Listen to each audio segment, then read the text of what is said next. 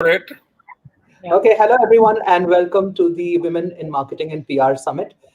We are looking at this extremely interesting topic around why women are the big market to follow.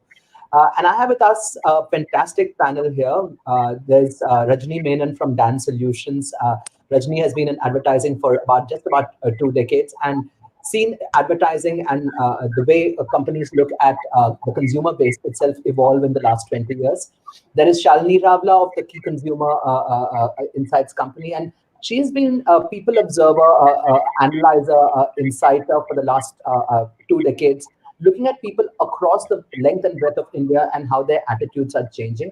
And there is, of course, Anaggh Desai, who is popularly called on Twitter as God, who's driven businesses in retail, who's driven businesses in travel, who's driven businesses through digital disruption over the last 20 years. He's now a startup mentor, a consultant, and somebody who's again a people and a business observer. And we have with them, we are going to have a hopefully an extremely interesting discussion around why women are the big market. I'm Harini, and I worked in the media for the last 20 odd years. And like my panelists, I've seen the market itself evolve. So let me start by asking each of the panelists to introduce themselves and how their market or how their observation of how the market has moved itself has changed, and why should marketers be looking at women as an important part of their market in the future. Let's start with Rajni. Hi, Harini. Thanks for having me here. So, as you said, it's obviously been 2 decades of watching brands and marketers try and grapple with this changing dynamic that we have. And it's been interesting because women, as part of the consuming class, has always been there, but women marketed to is something which is very nascent even now. Because we all remember the fact that yes, there was Lalita ji and there was the whole grocery basket, which most marketers obviously aimed and spoke to women as the buying audience. But apart from that, most of the other products were obviously, while in the whole non-gender kind of a comms, but obviously targeted towards men as the primary buyer. And I think that's kind of started changing. More and more brands are looking at doing things differently. They are accepting the fact that even if women are not the key buyers, but they're definitely become a lot more influential in the way decision making is happening. But I think it's still a long distance for us to go because until we accept the fact that even for a lot of categories, women actually are 50% of the market, and we start looking at how they actually make decision making. For them, decision making is so very different, right? And that difference needs to come through in the way we market, actually. So somebody actually mentioned once that for men, a purchase is a transaction, while for women actually it is different. It's actually a start of a relationship. So women engage with brands on a different level compared to men, and I think that's something which we as marketers would need to look at. Interesting. Men buy transactionally, women buy with the idea of forming a relationship with the brand. It sounds like our behavior in the real world as well, Anna. Would you agree with that? Yes, I would completely agree with that. Uh, okay, my marketing comes in from a different perspective because I have the fortunate or unfortunate, which person you ask, to say that I come from a family of women. Women in my family outnumber men like 1:10. At home, also, I have the same thing. So, by virtue of having listened to them, by virtue of even interacting with them on a daily basis, one tends to get a little lazy also because like I was sharing with a couple of people that when you have a wife who understands color better than you, then you become lazy. You don't want to go out and shop, and you say, "Acha yaar, mera shirt khatam hone aaya, tum leke aana." And then you are left with no option. I mean, you don't get whites only. I mean, you get all other colors. And taking from white, there's an observation. How many of you know that the highest color which is sold in cars in Gujarat is white, right? And slowly the colors are changing. See, one of the key reasons of a SUV is a man's vehicle. The moment it started becoming an MUV, you find the different colors and women driving the MUVs, and there are colors. Interesting. Now, the confusion, I think, is women in advertising versus communication and marketing to women. Both are two different things. Just because you put a lady doesn't mean that she's communicating to women. Because most, useless of things like a bulb. Well, why would you want to put a lady selling a bulb? It's a generic product. A servant or an electrician buys that damn bulb and fits it. You don't even have the time. You don't even know which is the bulb in your house, and you put in a lady to sell a bulb. So the advertising, I think a lot of times it's just the easy way out. अच्छा कोई अच्छी लड़की को बिठा दो. And this again, if you look back in the last couple of years, or maybe 7-8 years, you find most of your Sunny Doyles and all of them selling undergarments. Now, are they selling more undergarments? No. But there is a certain hierarchy in Calcutta where all the hosiery manufacturers are. And there is के भाई साहब ने सनी देओल को लिया है तो 5 करोड़ दे के अब अक्षय को लेके आओ तो 3 बार घर पे खाना खा के आएंगे और तस्वीर भी ले लेंगे. So it's actually at times an ego trip to try and get these film stars to do their selling. And one of the key, as a retailer selling jewelry, that was our biggest challenge. The money was always held by the father, and the design was always selected by the mother.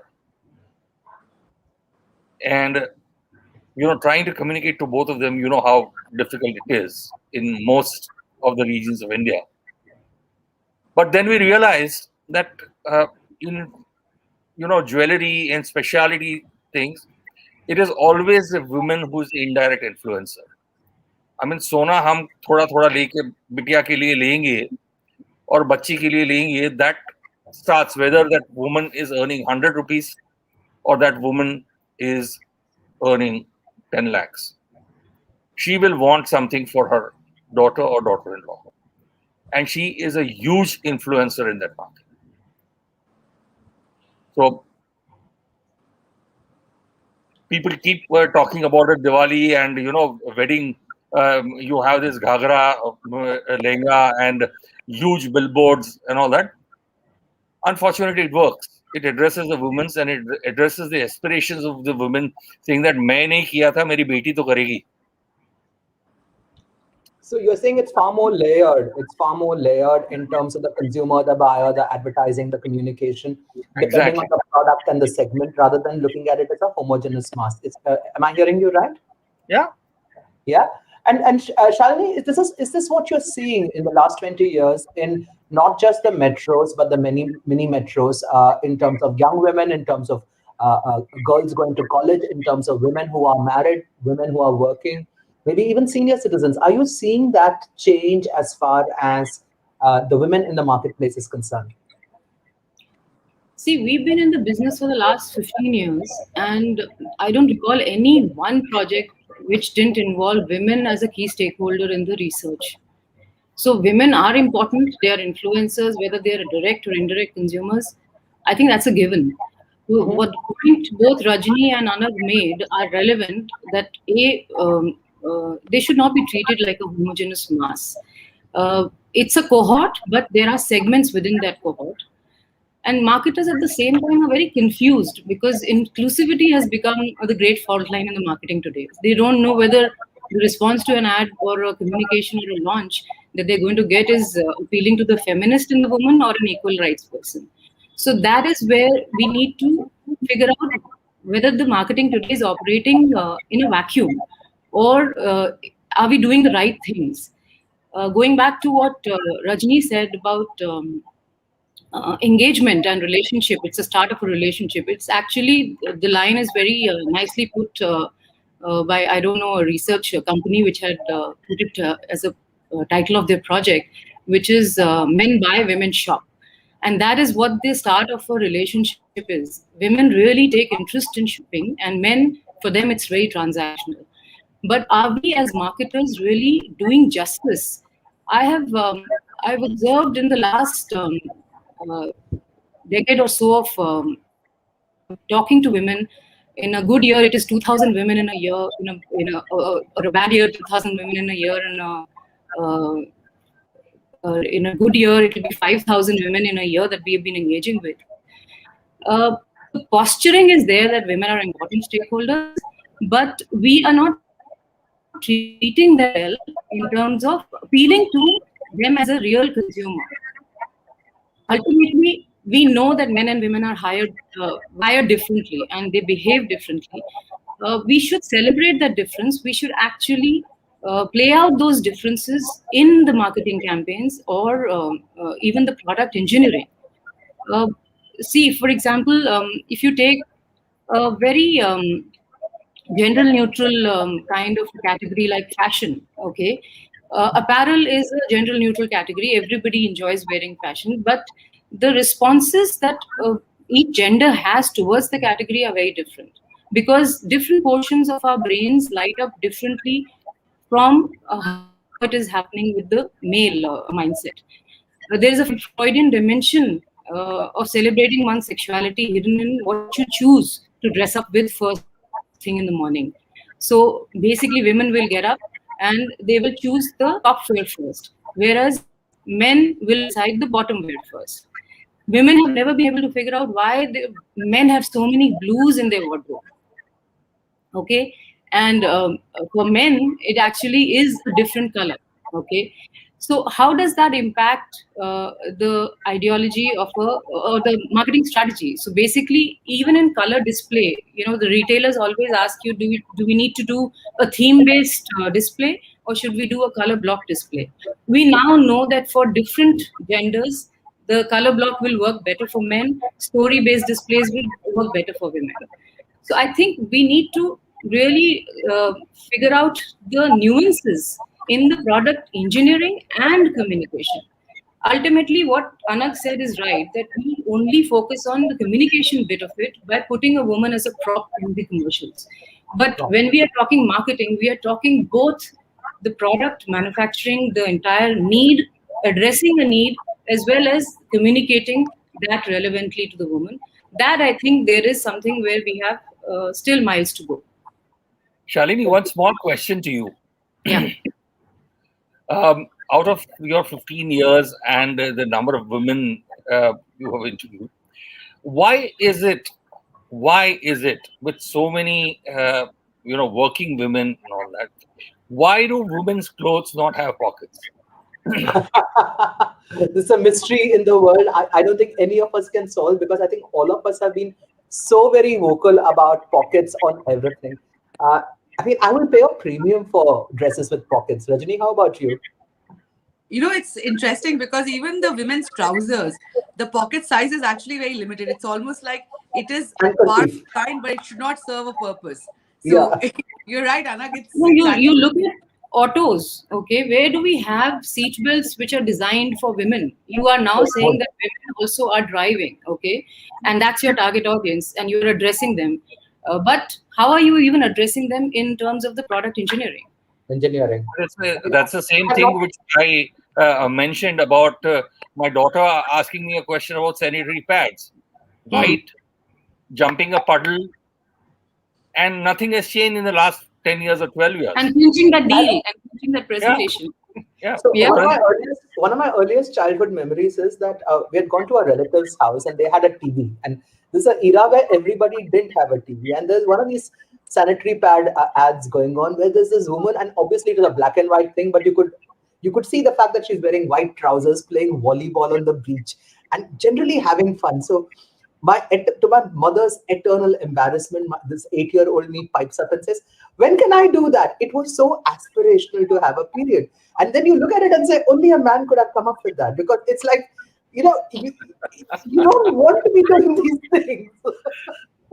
Rajni, what do you talk about? I mean, how do you react to things like that? The entire, I mean, this woman who comes back hard at work from office, and she's a doctor, she's shown as this professional because she has short hair and that certain professional look about her.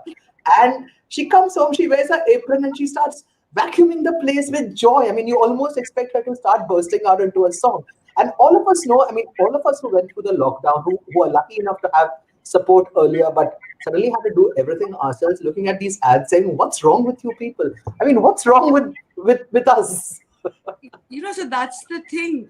So the whole aerial ad of share the load, I actually found that little, offensive, because the fact is that, you're glorifying a guy for sharing the load. It doesn't require glorification. It's he should be doing it, right? So the fact is that this is most marketers, most of the people who are working with brands are men, and so you can't remove that that bias which exists, even if they don't want to be seen as biased, right? They want to be seen as doing the right things. And as Shalini mentioned about inclusivity, which is right now like the theme, that can I make everything, including engineering tools, ads and communication, look inclusive and therefore have token women representation. That's a fact. But thinking about how women actually view, let's say, a household chore, right? So what is her relationship with a vacuum cleaner and or a washing machine? What need does it serve? That's not something which is really thought through, right? And that's not articulated also, because most of us have discovered that all of these appliances make life easier, right? But it's it was always but sold as something which was a pride for the house, right? Buying a new fridge or buying a new washing machine was sold as something as upgrading your house. It was not seen as helping a woman in terms of her load, right? That think about all of the advertising which has happened. Consumer durables have been sold on Diwali because that's a time when you renovate your house and you buy new things. How is that like a practical thing, right? Yeah, the need part. Absolutely. I mean, I completely hear this.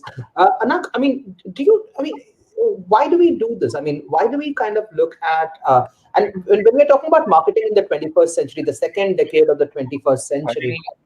Yeah, I was actually in tears when Rajni said that, and I made myself a promise that my wife shall never meet Rajni in this era, because to answer Rajni, my wife punishes me. We had a washing machine, a perfectly good washing machine, but it was not front loading, fully automatic, and all of that. And when I said, "Arey, I don't know how to do this and all that," I get punished by getting a new washing machine, which is a much better and does faster work. We have a dishwasher. She said, "Okay, I don't mind you not doing the work, but then let's get something completely automatic, which where I don't have to work too much." So, I mean, some of us have to undergo that. But having said that, that's not the norm. I don't think most of them get it. And most of the people, I think I've seen in Kohinoor, I have seen in even in, Damas when we were on the floor, and the ladies would come look at design or look at color and look at, अच्छा हाँ ठंडा होगा ना, कपड़े धुलेंगे ना, and those basic questions, and then अरे जाओ तुम बाहर बच्चे के साथ पेप्सी पियो, मैं बात करके आता हूँ. I mean, I'm talking today. I'm talking about women of the 21st century, newly married, 30, 35-year-old.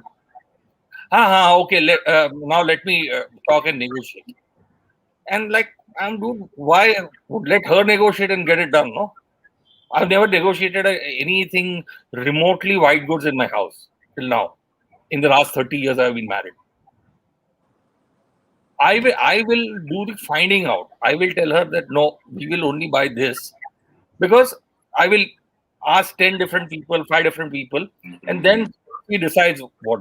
So that is another question which I keep asking people as to Why do you think a woman is not capable of understanding, buying the right thing?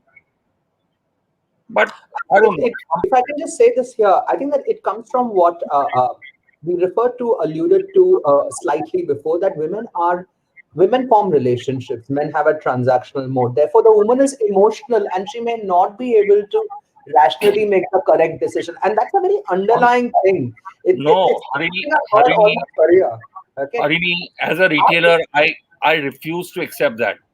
No, no, but You you know, may most refuse to accept it. most I'm simply saying the attitude exists. It's not no that.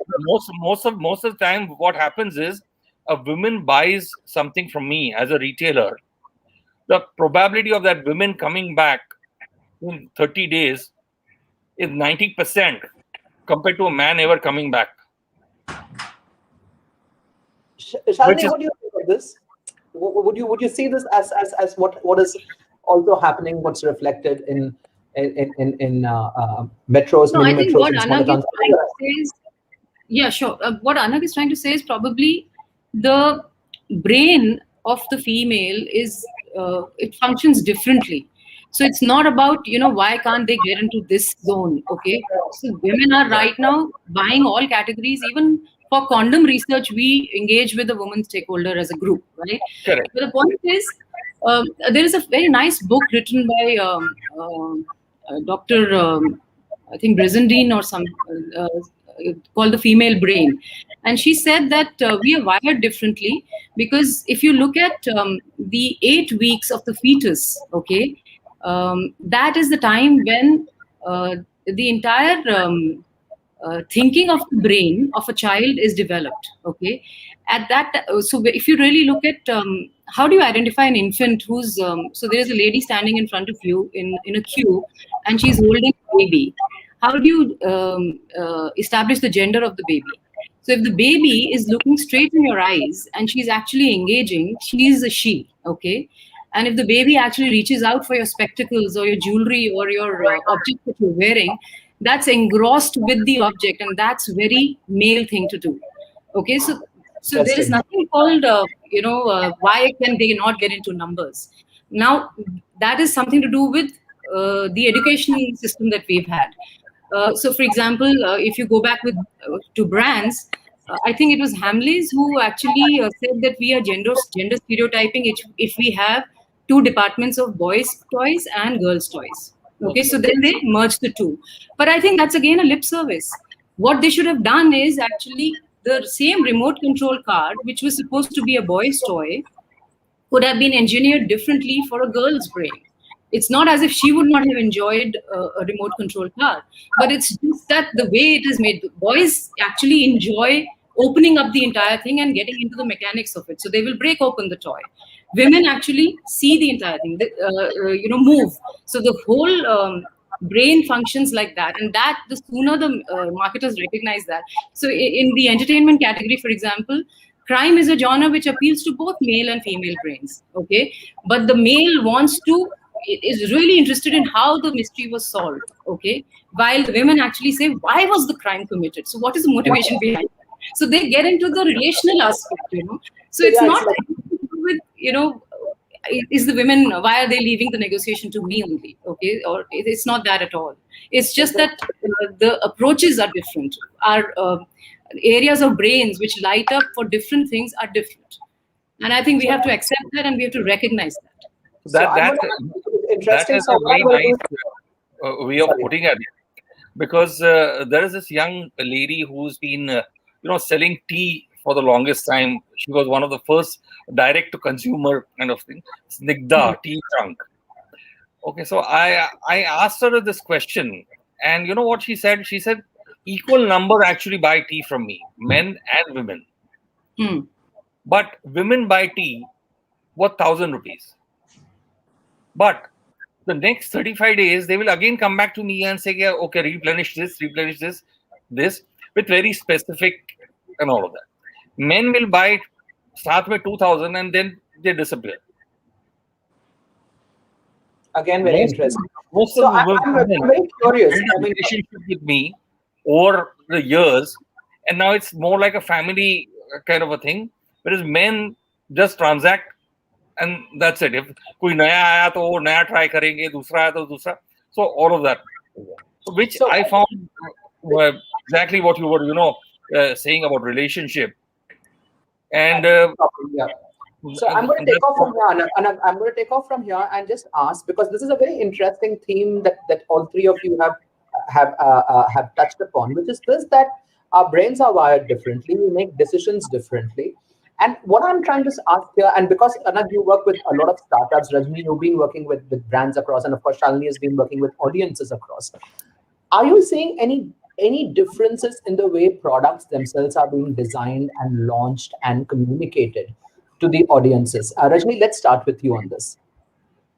So yes, a few have. So let's like I think what Shalini mentioned earlier is about there are categories which are gender neutral, right? So those appeal to everybody, and I think that's more about just having and that's always been there. So if you put those aside, but there are other categories which have traditionally been marketed, or even the whole design of the product itself has been thought of from a male centric usage perspective, right? So when you look at auto, when you look at banking, these two categories specifically have been kept in mind, saying that it's a man who's driving, it's a man who's investing money, it's a man who's transacting or using money, right?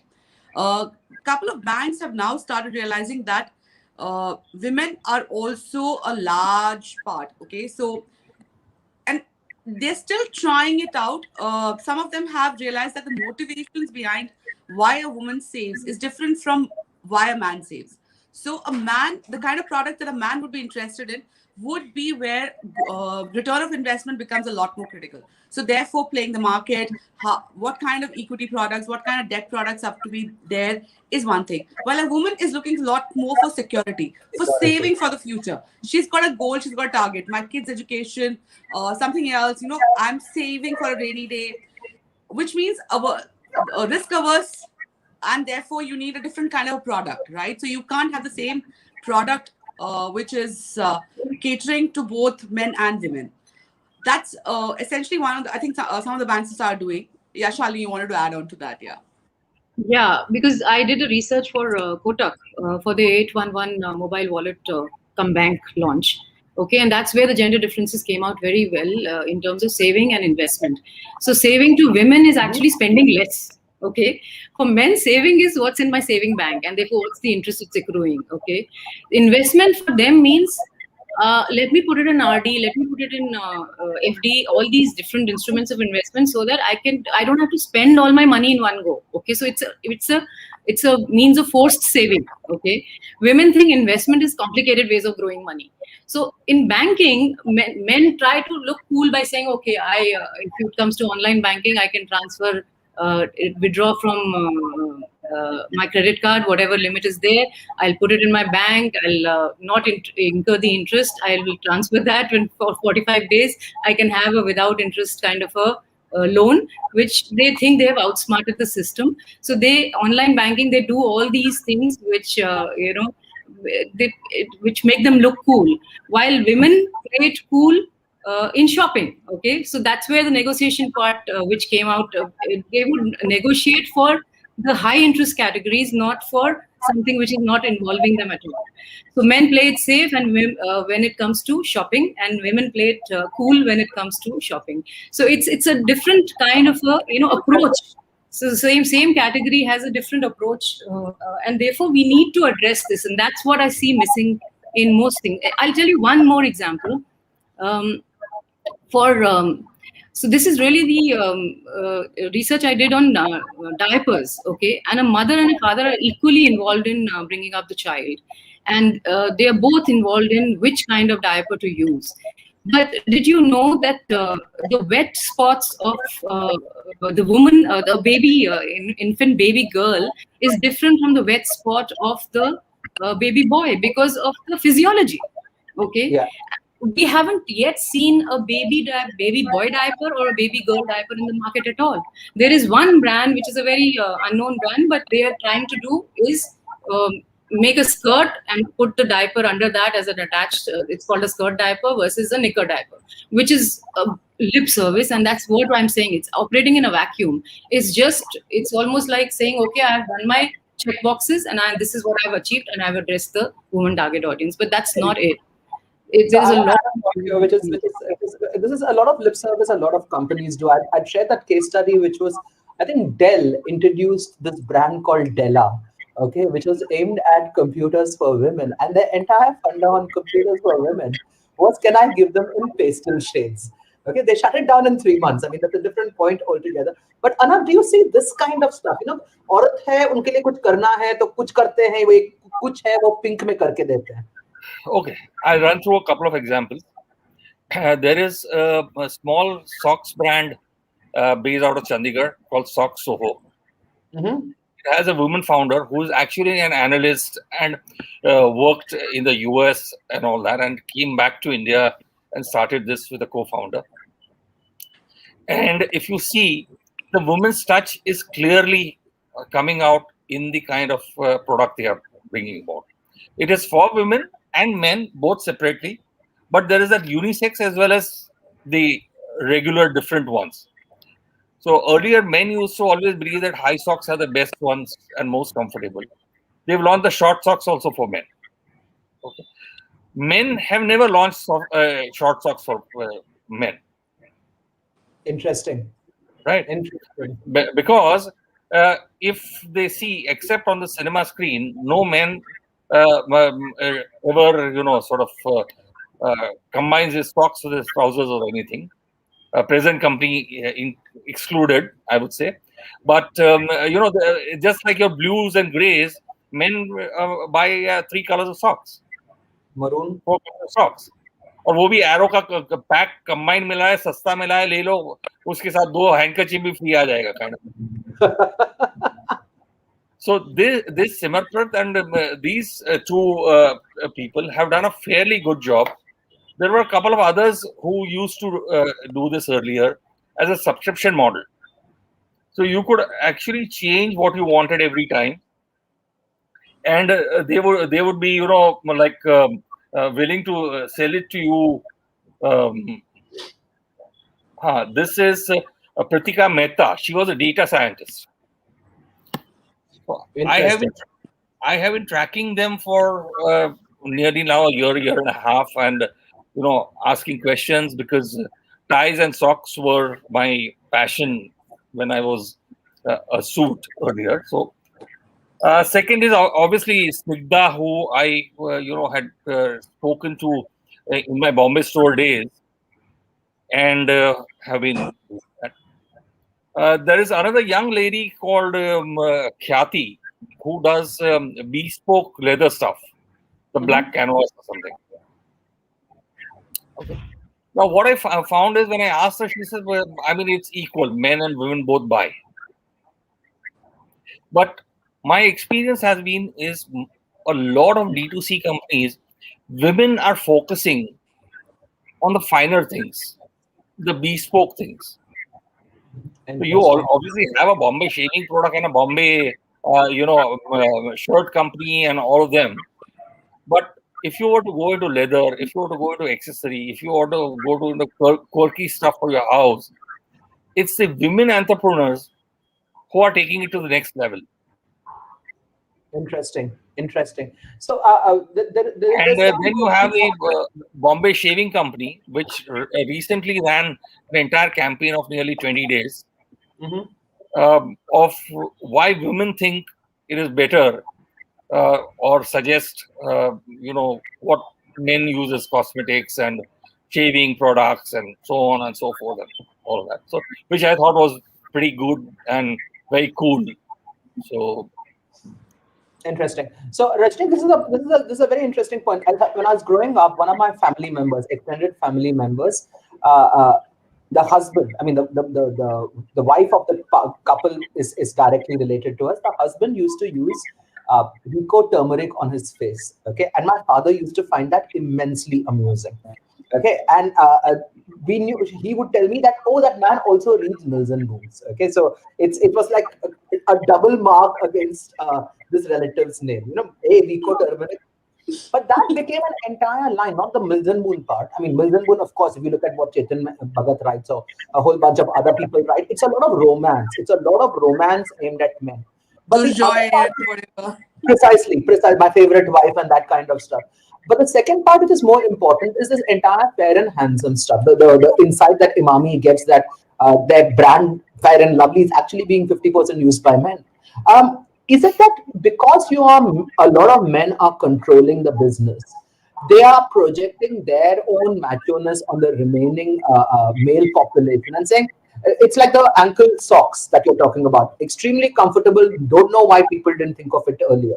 It's just a simple. Why would you have your ankles bound by elastic in the heat of India? I have no clue. But is it because it's so male dominated in terms of the marketing departments, in terms of product design departments, that you don't even bother asking the consumer and this could be true of both men and women as consumers, not just women. So true. I think they need to make the woman come to the product development table. Yeah. Sorry. Yeah. No, so in fact, yeah. So actually, there are like multiple parts to that question that you asked, Harini. So the first part is about consumption itself, right? So about the relative who was using Rico turmeric. So for a very, very long time, and that's again stereotyping, right? That men did not use any cosmetic products, right? So it was a very, very simple hygiene uh, kind of a thing that you used. You shaved. You do not take care of your skin because men are macho and therefore do not need skin protection. Do not use body lotion. So, but these products would come into the house courtesy of the woman, and therefore men were using it. It's just that it was not publicly acknowledged or publicly known, and therefore, as a consumption audience, the marketers or the product managers did not realize that there was until at least a decade ago when they realized that okay, a lot of these products were getting consumed by the men in the household as well, and therefore we know that the skin, the texture of the skin, all of that is different for men versus women. So therefore, the product that is developed needs to be different. The hair, everything is different, right? So it's you can't have the same product. And so, but it was not that I'm trying to serve a need. It's just that I just realized that I could possibly charge a premium. I could have a different product, a different brand name, and therefore double my marketing, rather double my coverage, right? And so it's not limited to the 25% men who are using the product. Now I can openly market and actually target 100% of the men for this product because I'm taking away the shame which is there associated with using these products. So that's, and tapping into the same issues, right? India, just like any other country, I mean, more so I think over here, skin color is a big, and it doesn't matter. Gora chitta ladka and gori chitti ladki is something which has to be there. So that is something which found great traction. And the men's products have been developing therefore across the whole range, right? It is still being bought large. Yes, Shalini, you wanted to add on something? No. Carry on. I'll add to it after you're done. So that's in terms of the product consumption and the product development, right? So I don't know if it's projecting your own innate machoism. It's just that you realize that there is more money to be made if you created a separate product. That's it. On the other side, is it lip service in terms of how certain products are being adapted and sold to women, which were traditionally men?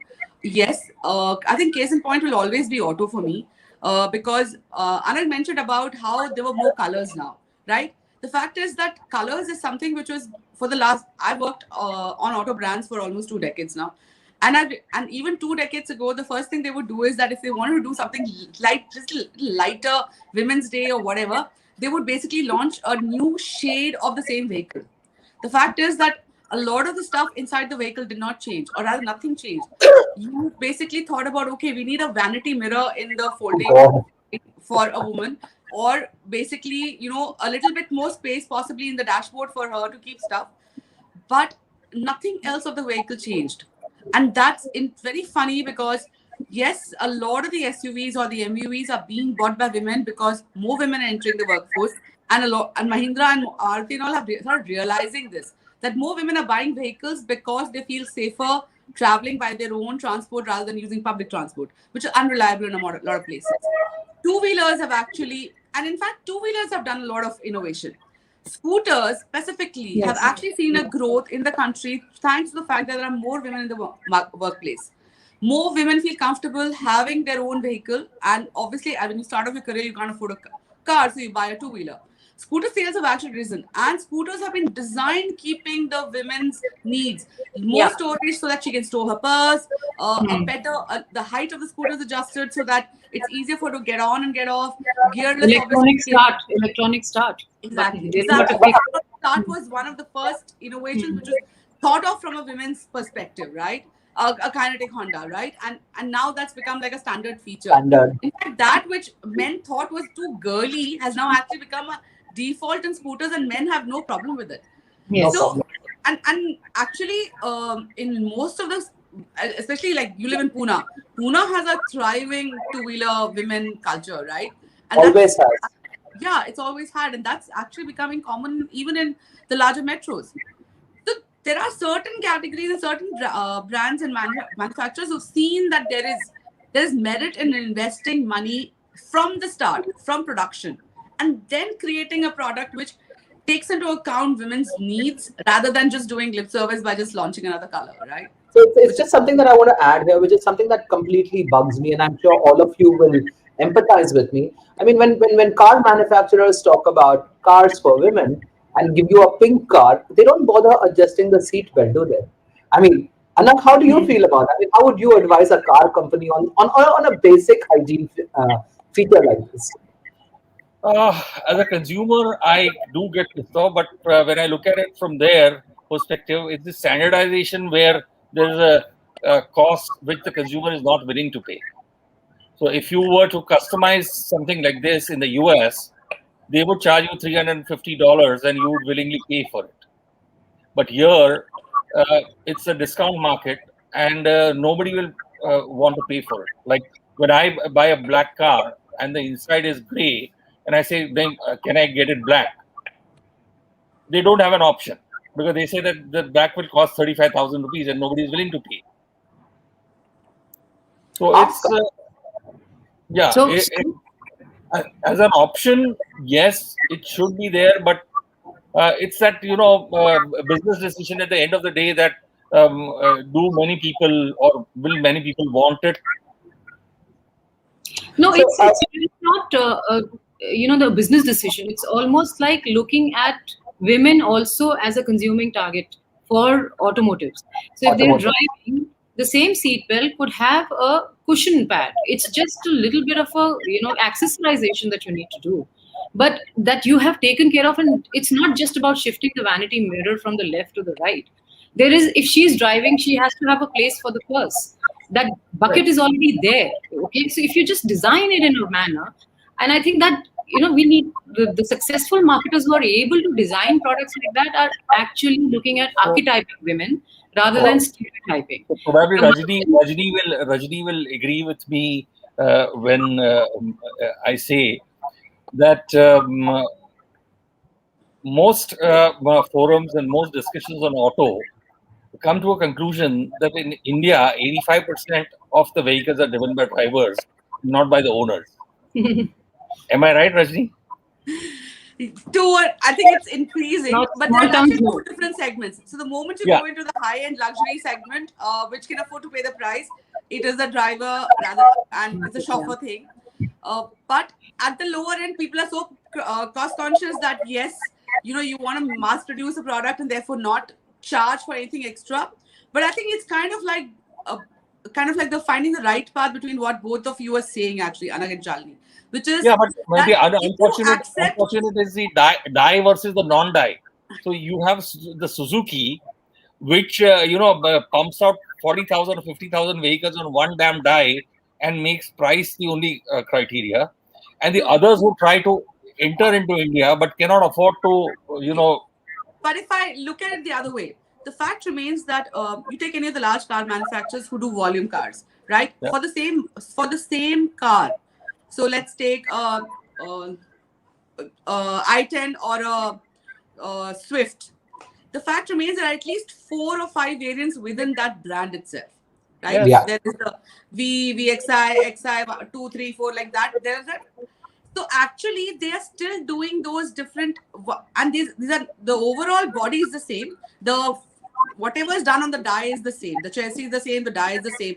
The difference is actually in the accessorization, right? Whether it Yeah. has power windows on all four or not, whether it Correct. has OEM Petrol or colored, diesel. body match colored bumpers or not, right? So these are all accessories. So you basically, I have to just think of one variant which takes into account these smaller nuances, which are more Yes. women oriented. So we are almost out of time, so I'm going to go with my last question, which is the interesting part here, and it's actually two questions in one. One of the things that really amused me on Women's Day was that famous Burger King ad, okay, which was "Women belong in the kitchen," and I'm like, which idiot put this out? It was actually which idiot? And I read the thing, and I'm like, good intentions gone wrong. And if there had been one woman who had seen this, should have told you why it was wrong and the kind of backlash. So one is definitely the diversity that we are talking about and inclusiveness and the management level. The second is the thing that has surprised me most as I moved from a B2C space into a B2B space and I'm running a B2B business is the number of women in B2B decision making. So while I'm saying at one end there are not enough women, the other end what I'm recognizing is that there are a lot of women in certain key areas. Now, the first part is this, that how do you make sure in more consumer oriented segments there are more women?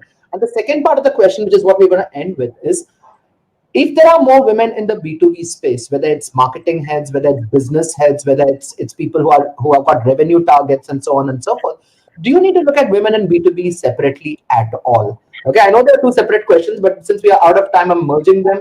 Shalini, let's start with you on this. I'll go back to the same thing. Okay, Amway and Tupperware actually identified the women as a segment where business could be brought to the doorstep because they were homebound and they could not work outside because of children or whatever. And there was a sitting segment which they recognized as a need which was there and they addressed it. Now, did they look at it as a gender skewed thing? No. If house husbands were more popular, then probably the same segment would have been tapped by those guys. Okay. So the point is, you need to understand what's the addressable need, addressable market.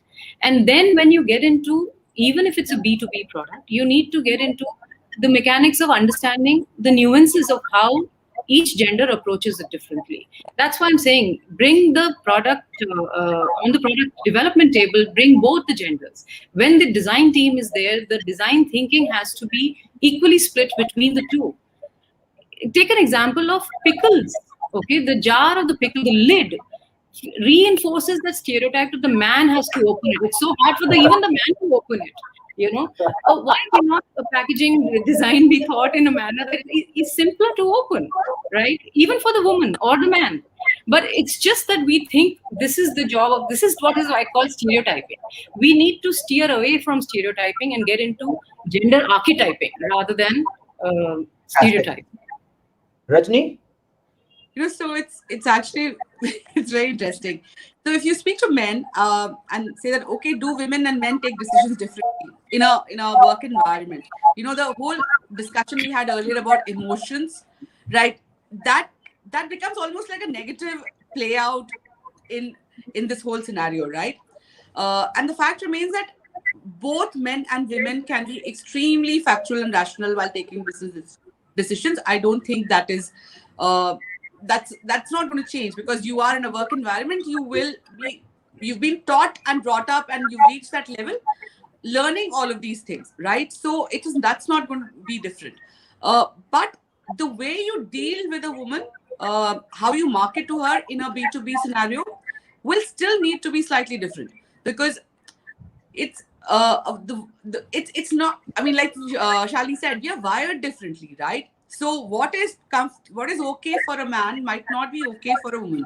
So a social gathering is fine, but would you want to mix work and pleasure in a social gathering? Men don't find that difficult because they're used to networking. Women find that a little difficult because you do not like to blur the two things. I mean, you want to keep these things separate, right? Home and work is always separate. Elevator pitches, right? Everybody talks about this 2-minute elevator pitches. Women would find that downright creepy. I mean, a guy suddenly starts having this conversation with you. So anybody, right? your defensive nature is you're geared for a fight and flight, which is very different from men, right? So I think they need to understand that how does all of these B2B techniques of marketing, whether it is having events, forums, how do women actually consume content, right? And therefore, what kind of content, which is an integral part of B2B marketing, right? Of putting out content or telling the story, right? It's very different how women consume content. So again, you need to think of it differently. So it actually goes back to what Shalini said about having at the design stage, being cognizant of the fact that there are two different individuals with different motivations, different behavior patterns. How can I customize it differently? And this is the era where we are actually talking about customizing messages, even from consumer perspective. We are saying that, okay, people, even if I look at men, you cannot treat every individual as the same. You need to have customized messaging. You need to have product differentiation, which caters to the individual needs. And so if you start at a basic level of saying that, yes, there is women as a consuming and decision-making entity who needs to be addressed, then I think that's where it should start. Interesting. Anaggh, from a lot of industries' perspective, I mean, especially when you're talking about inclusivity and diversity, and you're talking about all these terms right now.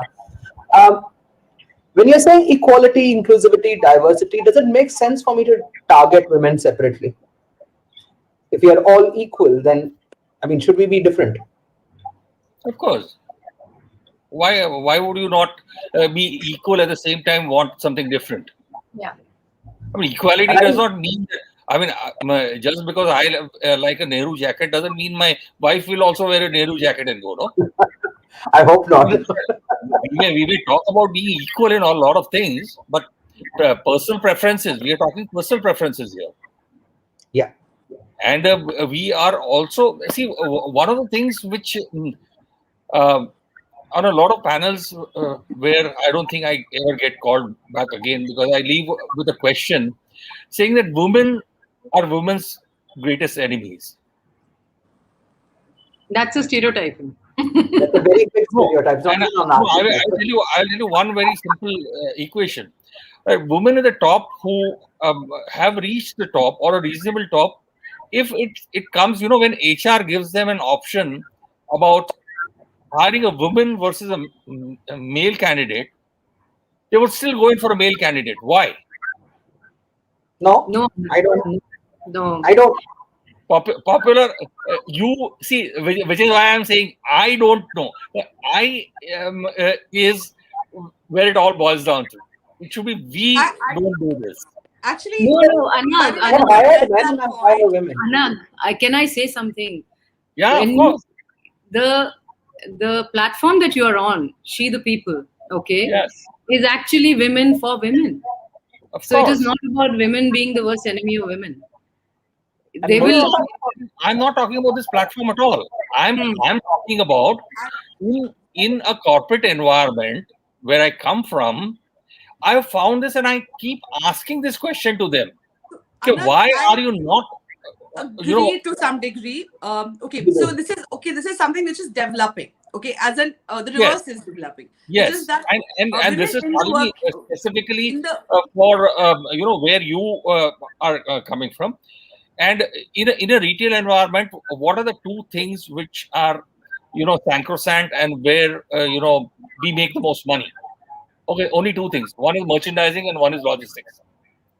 If we don't get the merchandising right, we don't make money. If we don't get the logistics right, we don't make money. Right? Most of the merchandisers for women's clothes also would be men. And half of them don't even, they're colorblind. They damn don't know a purple between a cushion, and they have the audacity to apply. And they're taken on. And when I ask an HR who's, of course, a lady, why do we take them on? Saying, no, sir, then, they will work hard. Working hard is no. So my angst, those kind of. I agree. I've heard the same thing back from a lot of people. And the fact remains that when women started off in the workplace, they wanted to conform to what was the broader male population around them. And and the whole thing was always just perpetuating the same myth, right? So therefore you kept your head down, and you hired more men because that was the easier way to get a buy-in rather than stick your neck out for hiring more women. But now that's changing quite a bit. In fact, a lot of the active dialogue which is happening in a lot of organization is about sensitization, right? It is not about bringing equality or diversity at the first step. The first step is getting male managers to understand that there isn't a differentiation between women and men, male employees, right? So therefore, at the hiring stage, you've got to treat them equally. You've got to give a fair chance to both and hire the best talent, right? If you don't have that sensitization, then nothing can happen. I think there's a second part to it also, and I was talking to a friend of mine who's very, very senior in the ad business, and he was talking about the fact that somebody who knew a woman who was very, very talented, a senior copywriter who quit her job after she got married and had her child, and started a boutique agency. And the entire lament was, if there was only work from home 20 years ago. I think that in very many ways, the great fear, even in a relatively equal business like the media, okay, and I've seen media, women in heading media 20 years ago. So my boss was a woman, the head of sales was a woman, the head of distribution was a woman when I first joined the media, and so on. And I've seen women at the top right through. But even there, the great fear is, लड़की शादी करके बच्चा पैदा करेगी तो कौन काम करेगा? And now I think with the new normal, one of the things that I'm very hopeful for is the fact that you allow the woman the choice. And I don't know whether you are all seeing it that way as well. I have hired for the 15 years all women. Okay, there have been male candidates who came, and I think increasingly I am of the opinion that it's the nature of the job which attracts a particular gender. Okay, so if it's deep analysis and you have to really sit with it, then women have that patience, and that's again how they are wired differently, because they are wired to bring up kids, and kids can be the most frustrating part. Bringing them up and nurturing them can be frustrating at times, and the whole thing is they know how to manage things very well, and therefore in the management roles they are very much of a great fit. But men are completely into engineering, and they get attracted to taking out the parts and bringing it together, solving the puzzles. So that's again how they are what jobs attract them. So if it is about logistics and you're talking about merchandising, it is about the hard work and the entire the drudge work which excites them. Maybe it may be drudge work for me, it may be exciting for the man. Okay, so the whole thing is how we see the jobs differently and which job appeals to us. And we are definitely now seeing a crossover of erstwhile male bastions now being entered by into women by women, and also vice versa. Vice versa. Even fashion designers are no longer just women; they are men. Chefs. I mean, chefs are now. Initially, they were all male.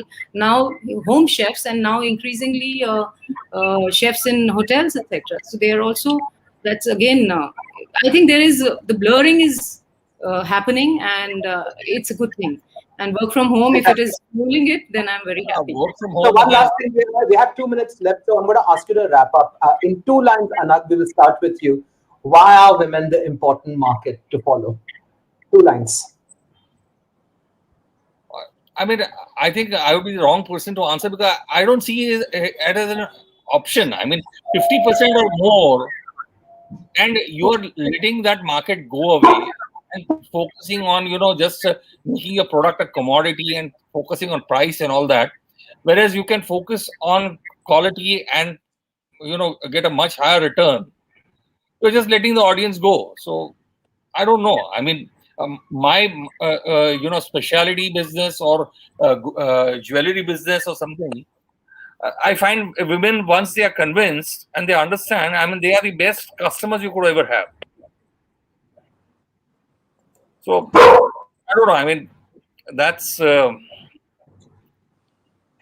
Rajni, before I drop box again, why are women the market to follow?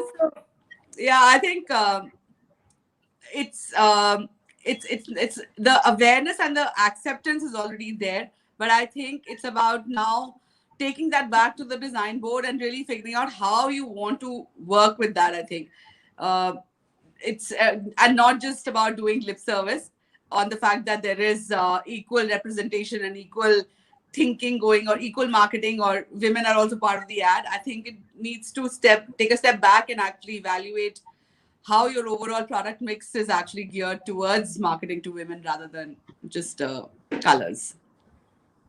I will wind up by saying the most stereotypical statement, which is women are the fairer sex, and it's only fair that they be given the due, and they have to be there from design thinking to communication, and otherwise it's their loss, the marketer's loss.